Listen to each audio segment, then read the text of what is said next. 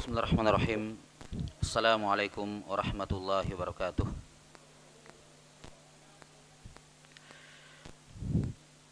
Alhamdulillahi rabbil alamin.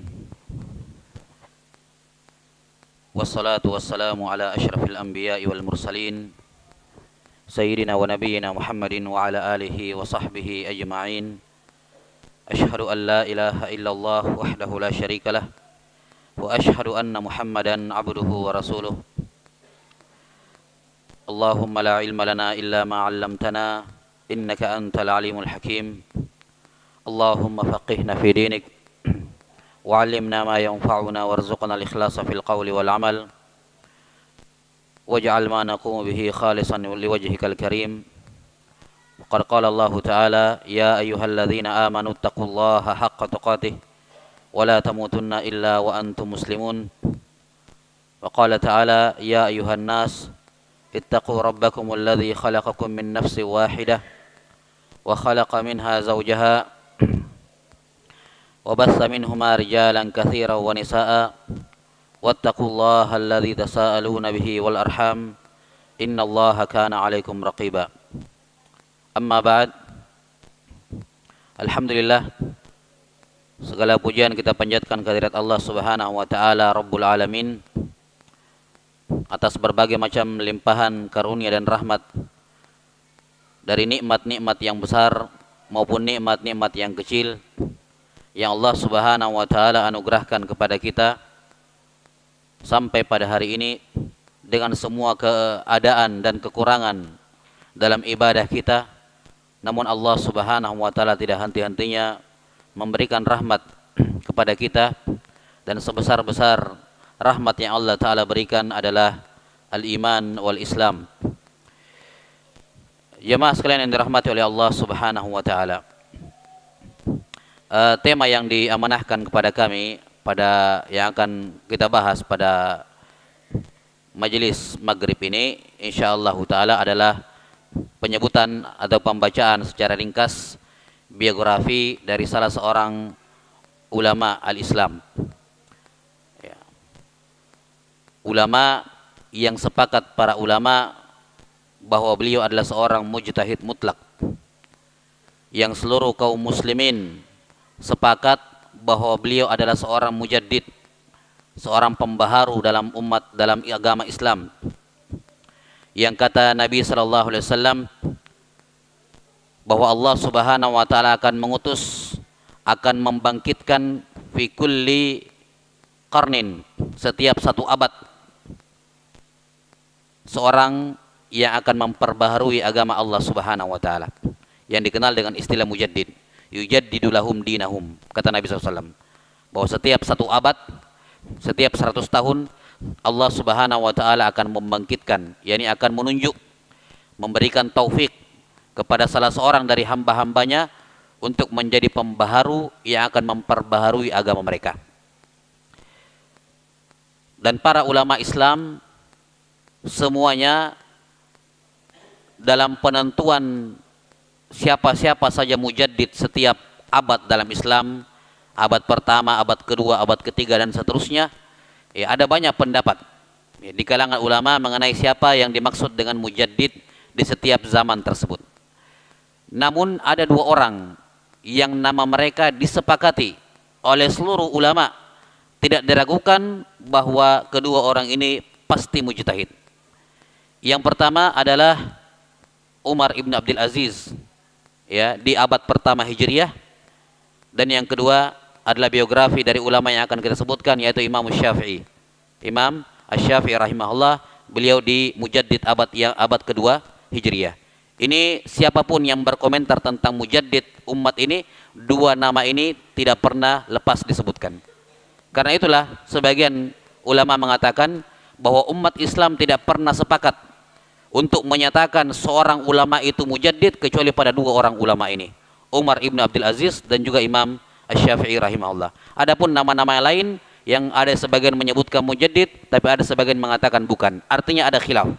Tapi dua orang ini sepakat seluruh kaum muslimin bahwa dua orang ini adalah mujaddid dalam Islam. Umar ibn Abdul Aziz di abad pertama dan Imam Syafi'i rahimahullah di abad kedua. Di sini saja sudah menunjukkan kepada kita besarnya kadar kedudukan, kapabilitas, dan juga kemampuan yang dimiliki oleh Imam Syafi'i, dan besarnya jasa beliau kepada al-Islam. Dan biografi beliau rahimahullahu taala juga penting untuk diketahui bersama. Mengingat dari, kalau kita melihat survei ya, pendataan dari seluruh umat Islam di seluruh dunia, ya, mazhab yang paling banyak dianut oleh kaum muslimin adalah mazhab Imam Abu Hanifah. Kalau kita melihat dari seluruh dunia, ya, mazhab yang paling banyak dianut adalah Imam Abu Hanifah rahimahullahu taala. Kemudian di urutan nomor 2 baru mazhabnya Imam Syafi'i rahimahullah. Dan terkhusus di negeri kita, tentu saja mayoritas ya kaum muslimin di negeri kita itu beramal dengan mazhab Imam Syafi'i rahimahullahu taala. Dan ini menjadikan pengetahuan terhadap diri beliau menjadi sangat penting bagi seorang muslim di Indonesia. Dikarenakan negeri yang notabene mayoritas ulamanya adalah Syafi'iyah, ya, ketika mereka tidak mengetahui siapa Imam Syafi'i, bagaimana sosok keilmuan beliau, bagaimana pengakuan para ulama kepada ilmu beliau, bagaimana keluasan beliau, kecerdikan beliau, kejeniusan beliau, dan jasa beliau kepada kaum muslimin, sehingga banyak di antara mereka yang kemudian memandang sebelah mata atau bahkan tidak kenal sama sekali dan meremehkan pendapat-pendapat beliau, atau yang lebih parahnya, pendapat-pendapat beliau mau disandingkan dengan pendapat orang-orang belakangan. Ya, dan sungguh betapapun berilmunya orang-orang yang ada di abad ke-14-15 Hijriah ini, bagaimanapun tingginya ilmunya, dia tidak akan mencapai 1/10 dari ilmu Imam Syafi'i rahimahullahu taala.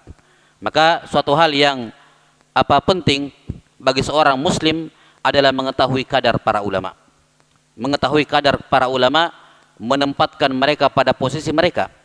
Karena Aisyah radhiyallahu taala anha mengatakan, amarana Rasulullah sallallahu alaihi wasallam an nunzilan nasa ala manazilihim, bahwa Rasulullah SAW memerintahkan kami untuk meletakkan setiap manusia pada posisinya masing-masing. Karena kapan kita tidak meletakkan seorang pada posisinya, maka itu adalah kezaliman. Ya. Kata para ulama, az-zulm adalah wad'u syai'i fi ghairi mahallih, fi ghairi mawdhi'ih. Zalim itu adalah meletakkan sesuatu bukan pada tempatnya. Maka siapa saja yang menyamakan ya para ulama terdahulu dengan ulama-ulama belakangan, maka dia telah berlaku zalim karena menempatkan mereka bukan pada tempat yang selayaknya. Jamaah sekalian yang dirahmati oleh Allah Subhanahu wa taala. Terkait dengan biografi Imam Syafi'i rahimahullah, para ulama ada banyak karya tulis seputar ini. Yang paling terkenal adalah karya tulis dari Imam Al-Baihaqi rahimahullah, sekitar 2 jilid tebal, semuanya tentang Imam Syafi'i rahimahullah dari awal sampai akhir. Bagaimana keilmuan beliau, keutamaan beliau, dan bagaimana pujian para ulama di berbagai masa, di berbagai zaman kepada beliau rahimahullahu taala. Maka membutuhkan waktu yang sangat panjang ya kalau kita ingin membicarakan biografi beliau rahimahullahu taala secara mendetail. Namun di sini sekedar sebagai stimulus ya, pemancing ya. Sekedar sebagai ringkasan, semoga dengan mengetahui ringkasan biografi beliau menjadi pemicu bagi seorang untuk membaca biografi para ulama ya, biografi para ulama secara umum dan terkhusus biografi Imam Syafi'i rahimahullahu taala. Karena ini penting ya. Salah satu cara untuk merendahkan atau salah satu cara untuk memperlemah keilmuan dan keimanan umat Islam adalah memutuskan mereka dari generasi terdahulu mereka. Tidak kita ragukan, orang yang paling beriman dan paling berilmu di umat Islam adalah generasi pertama, para sahabat. Tidak diragukan. Setelah itu diikuti oleh para ulama tabi'in. Setelah itu diikuti oleh para ulama tabi'ut tabi'in. Di situ ada Imam Malik, ada Imam Abu Hanifah. Setelah itu ada generasi setelahnya, ada Imam Syafi'i, ada Imam Ahmad, dan seterusnya. Maka cara untuk memperlemah kaum muslimin adalah memutuskan koneksi mereka dengan para pendahulu mereka. Bukan suatu hal yang buruk memang seorang mengenal ulama-ulama belakangan. Tapi kalau misalnya dia lebih mengetahui lebih memahami, lebih mengenal ulama belakangan dibandingkan para sahabat, itu salah orientasi. Mengenal para sahabat itu lebih penting dibandingkan mengenal orang-orang belakangan. Karena mereka adalah orang pertama yang mengambil ilmu dari Nabi sallallahu alaihi wasallam. Kemudian tabi'in, kemudian atba'ut tabi'in. Karena itulah kalau kita melihat terkadang di banyak kaum muslimin ketika ditanya tentang ulama fulan, syekh fulan, dia kenal. Tapi ketika disebut, ya, dia tahu biografinya, dia tahu sejarahnya, dia tahu kecerdasannya, dia tahu keilmuannya. Tapi ketika disebut nama sahabat Nabi sallallahu alaihi wasallam, minim keilmuannya tentang sahabat. Ketika ditanya imam sekaliber Imam Abu Hanifah, sekaliber Imam Malik, Asy-Syafi'i, Ahmad, Abu Thawr, ya, Al-Humaydi, Abdullah bin Zubair, Imam Al-Muzani, ini imam-imam yang jauh di atas orang-orang yang ada di zaman belakangan. Dia kemudian tidak mengetahui apa-apa tentang mereka. Ini salah satu tanda buruk.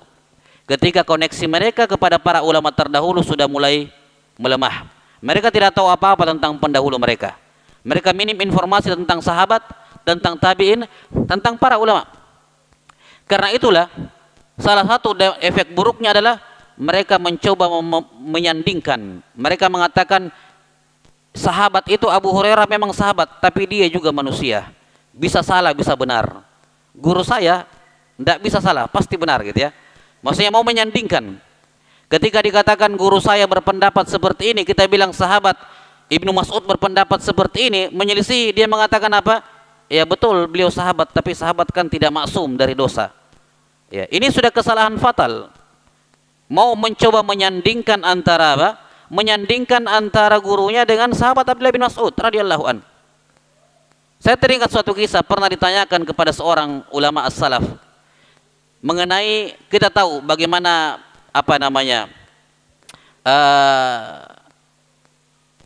kalau kita bilang dalam tanda kutip, mungkin kalau penggunaan kata skandal terlalu keras ya, maksudnya fitnah yang terjadi di kekhalifahan Muawiyah bin Abi Sufyan. Kita tahu beliau berperang dengan Ali bin Abi Thalib, ya kan, perang saudara dengan Ali bin Abi Thalib. Ada banyak hal-hal fitnah yang terjadi di zaman pemerintahan Muawiyah bin Abi Sufyan. Dan beliau penghuni surga, dijamin masuk surga oleh Nabi sallallahu alaihi wasallam, Muawiyah bin Abi Sufyan. Sementara di sisi lain kita tahu bagaimana pemerintahan Umar ibn Abdul Aziz. Ya, tidak ada orang yang tidak kenal Umar bin Abdul Aziz. Bahkan mungkin orang sekarang lebih kenal Umar bin Abdul Aziz dibandingkan Muawiyah bin Abi Sufyan. Ada seorang pernah bertanya kepada seorang ulama, yang mana lebih utama?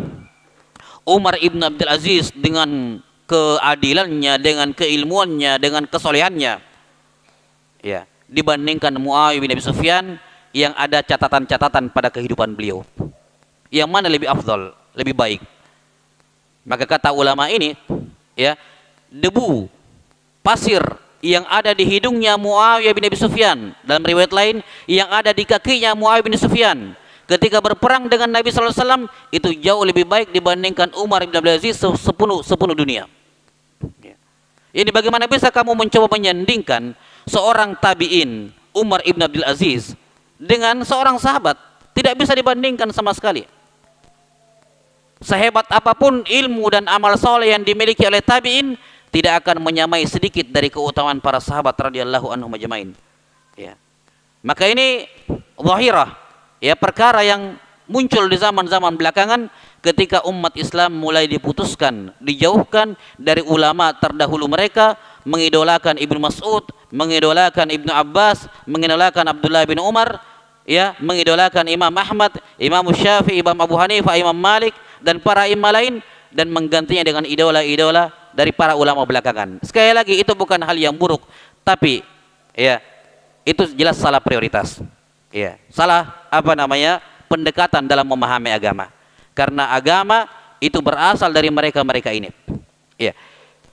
Maka di sini penting bagi kita untuk mengenal biografi para ulama kita terdahulu, ya, sehingga kita tidak terputus hubungannya dengan mereka. Ya, mas yang dirahmati oleh Allah Subhanahu wa taala, seperti yang sudah kita sebutkan, alasan mengapa kita memilih biografi Imam Syafi'i rahimahullah, karena ya bila syak beliau adalah mujtahid dalam Islam bil ijma', dan juga secara khusus di negeri kita, ya, banyak dari kaum muslimin atau mayoritas dari kaum muslimin mengikuti pendapat-pendapat beliau rahimahullahu taala. Ya. Terkait dengan biografi beliau rahimahullahu taala, ada beberapa poin, ya, saya akan menyebutkan biografi beliau dalam pointer-pointer, ya. Mungkin tidak berurutan pada sebagian keadaan, ya. Tapi saya harapkan apa-apa yang penting saya sebutkan, karena kadang kalau mau diusahakan diurutkan sesuai dengan kronologis waktu kejadian, kadang ada yang luput, ya, kadang ada yang luput. Maka di sini saya akan menyebutkan biografi beliau dalam bentuk pointer-pointer. Yang pertama terkait dengan nasab beliau, nama lengkap beliau rahimahullahu taala. Para ulama rahimahumullah mengatakan bahwa nama lengkap dari Imam Syafi'i rahimahullah adalah Muhammad ibnu Idris. Muhammad ibnu Idris, ibni al-Abbas, ibni Utsman, ibni Syafi', ibni Sa'ib, ibni Ubaid, ibni Abdi Yazid, ibni Hashim, ibni Abdul Muttalib, ibni Abdi Manaf. Ya. Jadi beliau rahimahullah termasuk ahlul bait. Ya, beliau rahimahullah, ya, beliau rahimahullahu taala termasuk Quraisy, maksud saya. Termasuk apa? Quraisy. Bertemu nasabnya beliau dengan nasab Nabi Muhammad SAW di Abdu Manaf. Ya. Jelas ya? Jadi nama Imam Syafi'i rahimahullah adalah Muhammad bin Idris ibn al-Abbas, ibni Utsman, ibni Syafi', ibni Sa'ib, ibn Ubaid, ibni Abdi Yazid, ibni Hashim, ibni Abdul Muttalib, ibni Abdi Manaf. Ya. Jadi ketemunya dengan Nabi SAW di Abdu Manaf. Kita tahu nasabnya Nabi SAW adalah Muhammad ibnu Abdullah, ibni Abdul Muttalib, ibn Hashim, ibni Abdi Manaf. Jadi ketemunya di Abdu Manaf. Nasabnya Imam Syafi'i dengan Rasulullah SAW. Adapun penisbatan beliau Asy-Syafi'i itu berasal dari kakeknya yang ketiga. Nama lengkap beliau tadi Muhammad bin Idris, ibni al-Abbas, ibni Utsman, ibni Syafi'. Ya, ini kakek beliau yang ketiga. Ibni Syafi', ibni Sa'ib. Ya. Syafi' ibnu Sa'ib ini kakek beliau yang ketiga. Syafi' ibnu Sa'ib kakek ketiga dan kakek keempat, dua-duanya sahabat Nabi SAW. Jadi Syafi' itu sahabat, bapaknya beliau As-Sa'ib juga seorang sahabat. Iya, juga seorang sahabat. Karena itulah beliau menisbatkan diri kepada kakek beliau yang ketiga karena dia adalah seorang sahabat. Dikatakan Asy-Syafi'i, yakni anak keturunannya Syafi' ibnu Sa'ib. Iya. Dan sebagian juga menyatakan, kenapa kalau memang dinisbatkan kepada sahabat, kenapa tidak ke Sa'ib, ke bapaknya? Kan Syafi' ibnu Sa'ib dua-duanya apa? Sahabat. Kenapa tidak nisbat ke bapaknya? Kenapa ke anak? Ya, kata para ulama ini min babit tafaul. Ya, tafaul itu apa namanya? Mengharapkan kejadian yang baik dari Allah Subhanahu wa taala, semoga beliau mendapatkan syafaat Rasulullah sallallahu alaihi wasallam. Maka beliau mengambil nama Syafi'. Apa nisbat Asy-Syafi', yakni yang memberi syafaat. Yani semoga beliau mendapatkan syafaat dari Rasulullah sallallahu alaihi wasallam. Iya. Ini terkait dengan nama lengkap beliau. Kunyah beliau Abu Abdullah. Kunyah beliau Abu Abdullah, dan ini adalah kunyah dari keempat imam mazhab kecuali Imam Abu Hanifah. Tiga yang lain kunyahnya Abu Abdullah. Abu Abdullah Malik ibn Anas, Abu Abdullah Ahmad ibn Hanbal. Ya. Kecuali Imam Abu Hanifah, kunyah beliau Abu Hanifah namanya An-Nu'man ibnu Sabit radhiyallahu ta'ala rahimahumullahu ta'ala. Ya. Imam Syafi'i rahimahullah lahir di Gaza, Palestina. Lahir di Gaza, Palestina pada tahun 150 Hijriah. Jadi abad kedua. Ya, pada tahun 150 Hijriah. Di mana beliau lahir di tahun yang sama dengan meninggalnya Imam Abu Hanifah. Imam Abu Hanifah wafat tahun 150 Hijriah, Imam Syafi'i juga lahir di tahun yang sama, 150 Hijriah. Di mana beliau rahimahullah lahir dalam keadaan yatim, lagi miskin. Dan sifat yatim, miskin pada seorang ulama besar ini kayak sudah menjadi sunnatullah. Memang tidak semuanya, Tapi kalau kita baca biografi ulama-ulama besar, itu banyak di antara mereka yang yatim, meninggal dalam keadaan lahir dalam keadaan bapaknya sudah meninggal. Iya. Rahimahullahu taala.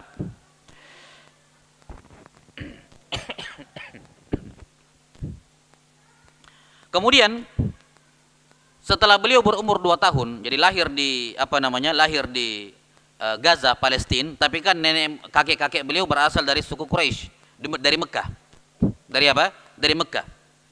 Nah, maka ketika beliau berumur 2 tahun, ibunya yang bernama Fatimah radhiyallahu taala anha membawa Imam Syafi'i kecil kembali ke Mekah, ke kampung halaman nenek moyangnya, agar tidak kehilangan nasabnya. Ini pada umur 2 tahun.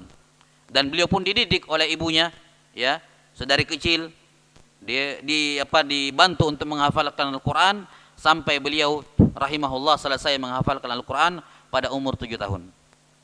Beliau selesai menghafalkan Al-Qur'an, pada umur 7 tahun. Nah, setelah selesai menghafalkan Al-Qur'an 7 tahun, ya, pada umur 7 tahun, beliau rahimahullahu taala, ya, belajar bahasa Arab. Ya, beliau belajar bahasa Arab. Jelas ya? Beliau rahimahullahu taala sering berbaur dengan orang-orang Bani Hudzail. Bani Hudzail ini adalah salah satu kabilah Arab yang ketika itu bahasanya masih murni, masih fasih, belum terkontaminasi dengan bahasa-bahasa dari luar. Ya. Maka beliau sering berbaur dengan mereka, mendengarkan bait-bait syair mereka, menghafalnya, sehingga cita rasa bahasa Arab itu mengalir dalam darah beliau. Mengalir dalam darah beliau. Ya.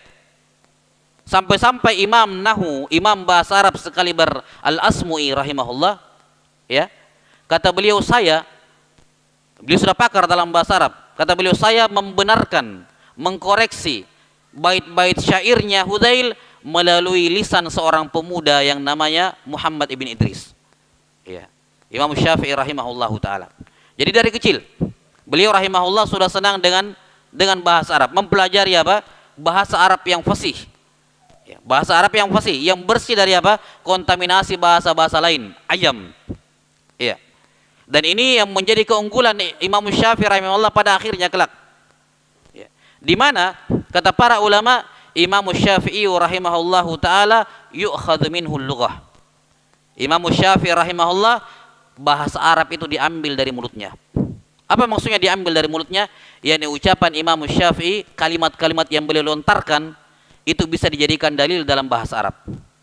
Bisa dijadikan dalil. Ya, bayangkan dijadikan dalil dalam bahasa Arab. Setara dengan para penyair-penyair jahiliyah yang bahasa Arabnya masih bersih.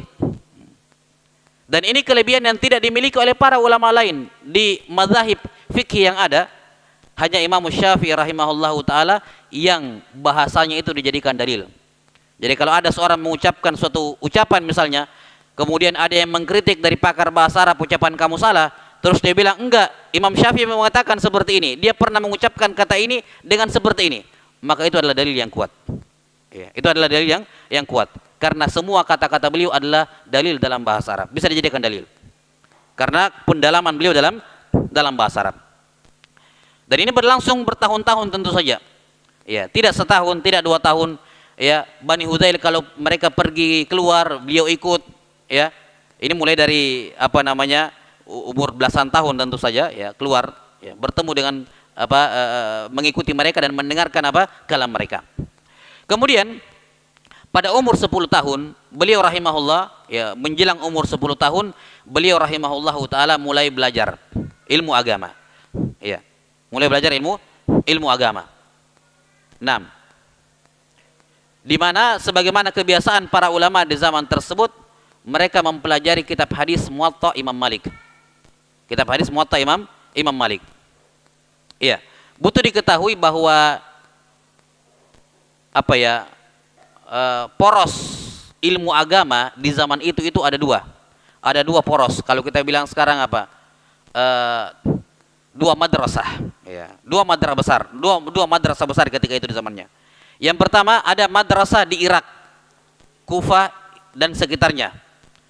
Yang ketiga itu imamnya adalah Imam Abu Hanifah rahimahullahu taala. Sementara yang kedua ada namanya madrasah apa? Ahlil hadis yang ada di Mekah dan Madinah.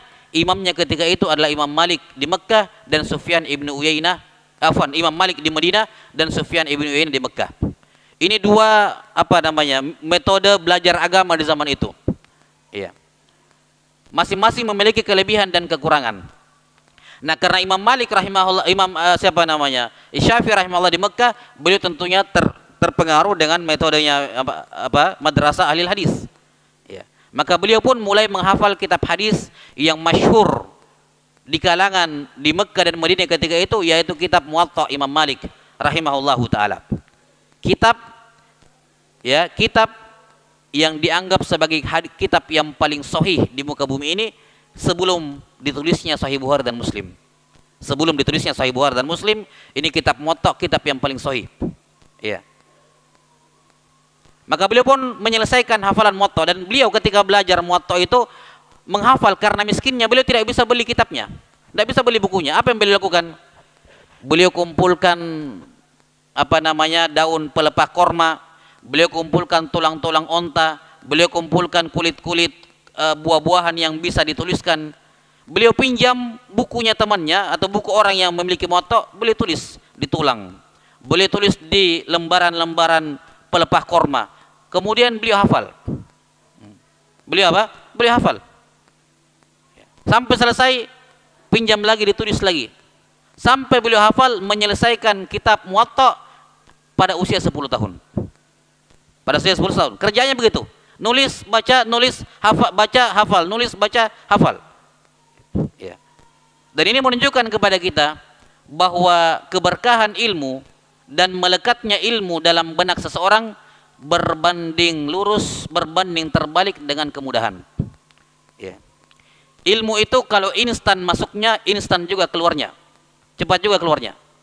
Kalau ilmu susah masuk, maka susah juga keluar. Itu sudah menjadi sunnatullah. Tanya kepada semua orang yang berilmu, pasti jawabannya sama. Bahwa ilmu kalau mudah didapat, dia juga akan mudah keluar. Tapi kalau dia sulit, maka sulit juga keluarnya. Karena itulah dikatakan dalam menuntut ilmu, kalau ada cara yang sulit, kenapa harus mudah? Kalau ada cara yang sulit, kenapa harus mudah?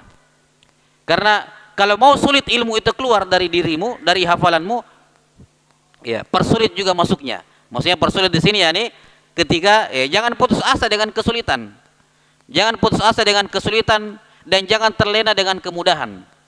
Ya, saya sendiri alami ini.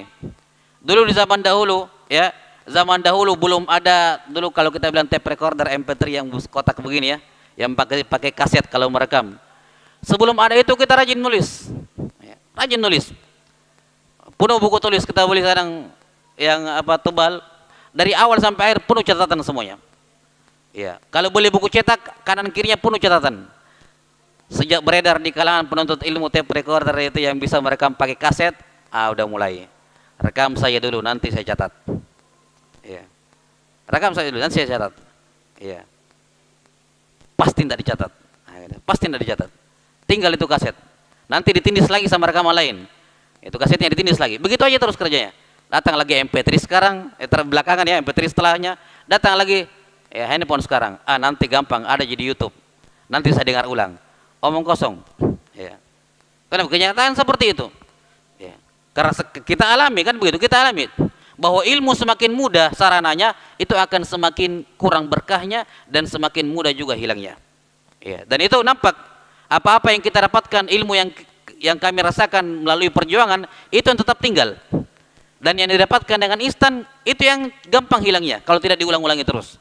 Nah, maka ini lihat bagaimana Imam Syafi'i rahimahullahu taala ya menyelesaikan hafal Muwatta pada umur 10 tahun. Setelah itu beliau sudah hafal Muwatta Imam Malik, tapi kan namanya anak kecil menghafal tok gitu. Apa kandungan fikihnya belum dipelajari. Tapi beliau sudah punya modal bahasa Arab yang bagus, fasih. Ya, maka kemudian ada seorang yang berkata kepada beliau, suatu ketika ada seorang orang dewasa ya mendengar Imam Syafi'i melantunkan syair dan takjub dengan kefasihan bahasa Arabnya. Kemudian dikatakan kepadanya, kamu sebenarnya bagus, kecerdasanmu, keinimu dalam bahasa Arab, tapi kalau kamu gunakan kecerdasanmu untuk fikih, maka akan lebih bagus lagi.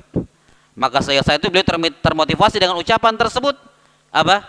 Kemudian beliau mulai belajar fikih kepada mufti Mekah ketika itu. Guru beliau yang pertama Muslim bin Khalid Az-Zinji rahimahullahu taala. Muslim bin Khalid Az-Zinji rahimahullahu taala. Beliau mulai belajar fikih kepada muftinya Mekah ketika itu. Nah, beliau rahimahullahu taala ya belajar fikih kepada Muslim bin Khalid Az-Zinji selama 2 tahun, ada yang menyebutkan 3 tahun. Sampai umur 12 atau 13 tahun belajar fikih. Setelah itu beliau rahimahullahu taala datang ke Madinah. Ya, untuk mengambil ilmu langsung dari Imam Malik rahimahullah. Ya, ketika datang beliau mengatakan, saya ingin membaca Muwatta kepada Anda. Kata Imam Malik, kamu panggil juru tulis saya, nanti dia yang bacakan untuk kamu. Ya, karena dilihat anak kecil, masih ya bacaannya nanti tidak bagus, tidak lancar dan seterusnya. Kata Imam Syafi'i, kamu dengarkan saya baca 1 lembar, baru setelah itu kamu putuskan. Kamu panggil atau tetap saya yang baca 1 halaman, safha. Kamu dengarkan saja bacaan saya 1 halaman, baru kita lihat saya butuh dibacakan orang atau tidak. Maka beliau pun membaca 1 halaman dengan kefasihan beliau, ya, sampai Imam Malik tidak sadar selesai 1 halaman, ya, dapat 1 lembar. Kata beliau, tambah lagi 1 halaman. Imam Syafi'i baca halaman lembar yang kedua, ya. Katanya, tambah lagi sampai beberapa lembar, ya. Barulah Imam Malik rahimahullahu taala mengetahui bagaimana kefasihan Imam Syafi'i rahimahullahu taala. Ya. Sampai kemudian beliau memberikan nasihat yang sangat indah kepada Imam Syafi'i. Kata beliau, ya gulam, wahai anak kecil, iyyaka wal ma'siyah. Hati-hati kamu, jangan kamu bermaksiat. Ya, fa innahu sayakunu laka sya'n. Karena saya lihat kamu akan menjadi orang hebat nantinya. Ya. Jadi hal yang kalau kamu bertahan dengan keadaanmu seperti sekarang, kamu akan menjadi orang hebat. Ini firasat orang alim. Ini firasat dari wali Allah Subhanahu wa taala dan terbukti kenyataan. Ya, firasat dari Imam Malik rahimahullah. Saya yakin atau kelihatannya kamu akan punya kedudukan yang besar di umat ini. Kamu akan punya sya'an dengan syarat kamu tinggalkan maksiat. Ya. Kapan kamu bermaksiat, itu akan meruntuhkan apa? Semua yang akan kamu raih nantinya. Maka diingatkan dari kecil. Jangan berbuat maksiat karena kamu akan menjadi orang hebat nantinya. Kata Imam Malik rahimahullahu taala. Nah, kemudian beliau rahimahullahu taala membaca Muwatta sampai selesai dan mengambil fikih dari Imam Malik rahimahullahu taala. Mengambil fikih dari Imam Malik rahimahullahu taala. Ya, mulazam kepada beliau beberapa tahun. Ya, mulazam kepada beliau beberapa tahun. Setelah itu beliau pulang kembali ke Mekah. Ya, pulang kembali ke Mekah. Nah, setelah itu di Mekah, ya, guru beliau Muslim bin Khalid Az-Zinji ketika melihat perkembangan yang pesat dari Imam Syafi'i setelah mengambil fikih dari Imam, mengambil hadis dan fikih dari Imam Malik rahimahullah, beliau pun memberikan izin kepada Imam Syafi'i untuk memberi fatwa. Ini dibolehkan, sudah dibolehkan oleh Muslim bin Khalid Az-Zinji kepada Imam Syafi'i untuk bisa memberi fatwa, dan ketika itu umur beliau masih 15 tahun. Ya, ketika itu umur beliau masih 15 tahun. Nah, kemudian setelah belajar, ya, menghabiskan beberapa tahun di Mekah, melanjutkan pendalamannya terhadap bahasa Arab, tentang fikih dan seterusnya yang beliau dapatkan dari Imam Malik rahimahullah, dan tentu saja beliau mengambil dari ulama hadis di Mekah sendiri, yaitu Imam Sufyan ibn Uyainah rahimahullahu taala.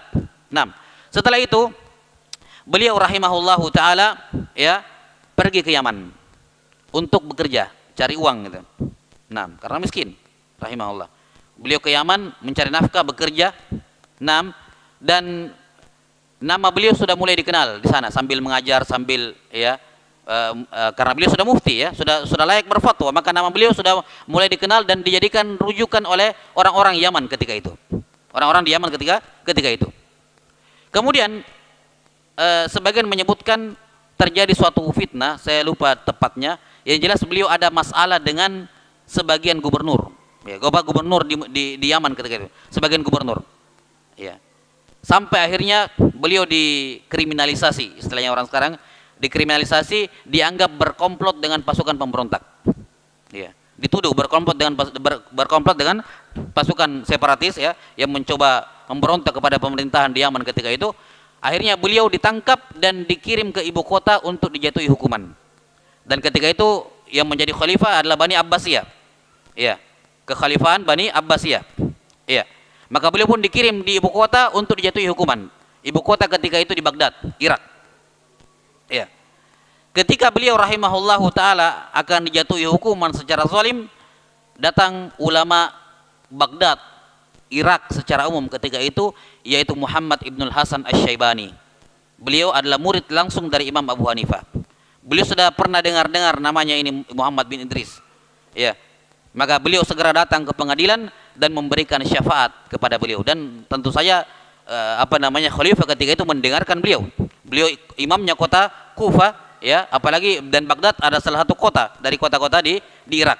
Nah, maka beliau pun dilepaskan atas syafaat dan jaminan dari Muhammad Ibn Hasan Asy-Syaibani rahimahullahu taala. Iya. Sudah azan belum? Sudah azan. 2 menit lagi. 2 menit lagi. Iya, lepas. Iya, nanti kita lanjutkan. Ya, kemudian ketika dibebaskan oleh Muhammad Ibn Hasan, beliau tidak langsung pulang ke Mekah. Beliau memanfaatkan ketemu dengan Muhammad Ibn Hasan, murid seniornya Imam Abu Hanifah rahimahullah, dan pernah juga berguru kepada Imam Malik. Ya, pernah juga berguru kepada Imam Malik, maka beliau pun rahimahullahu taala menuntut ilmu kepada Muhammad Ibn Hasan beberapa lama. Baik, insyaallah taala kita jawabkan dulu sampai sini. Nanti akan dilanjutkan pada salat Isya باذنillah taala. Ya, naktabi bihadzal qadar wa sallallahu ala nabiyyina Muhammadin wa ala alihi wa sahbihi wasallam walhamdulillahirabbil alamin.